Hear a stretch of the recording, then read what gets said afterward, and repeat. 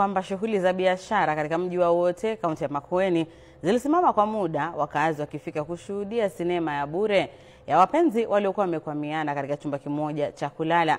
Ililazimika daktari wa kienyeji kuingilia kati ili kuwatenganisha wawili hao katika hospitali ya rufaa ya Makueni. Mwanahabari Faustin Kameti ana kizaza hicho.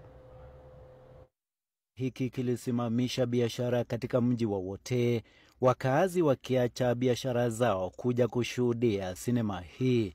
Mhudumu wa vyumba vya kulala katika jengo hili akieleza kuwa wawili hawa walikodisha chumba cha kulala jana jioni, ambapo asubuhi ya leo walipatikana wamekwama katika tendo la ndoa. Kutoka wakarudi tena, nikawaambia mchunge masaa inaisha. Wakaniambia wanatoka. Mimi nikagojea wamalize shughuli jioni nifungulie nyumba, nitengeneze nyumba. Sasa kuingia ndio hivyo tu. Shida sikuiona, juu walikuwa wametoka wakaingia tena. Waliniambia waliniambia wanatoka na wakaingia ndio watoke. Nduguye mmoja wa waathiriwa akisimulia kuwa kakake alimpigia simu kumjulisha yaliyompata akitaka usaidizi wake.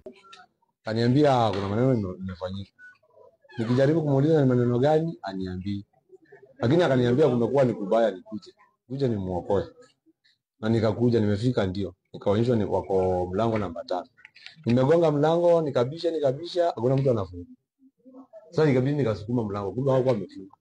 Kuingia ndani ya room, napata kila mmoja analia. Hakuna mwenye ananiongelesha. Sasa hivi nikasemekana mwenye bibi amepatikana na anakuja. Ambapo venye walikuwa kila mmoja alipigia watu wakawa open. Huyu wetu akanipigia. Haya, huyo mwanamke naye ikabidi akapigia bwana wake akamuelezea venye kumeenda.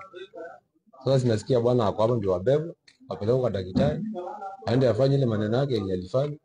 Ndio kwenye sasa tuone kama naweza saidia.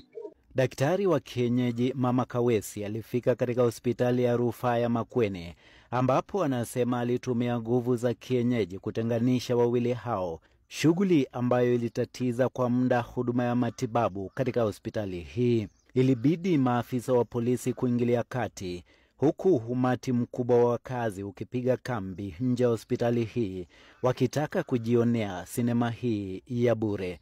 Faustin Kameti, K24, Makueni.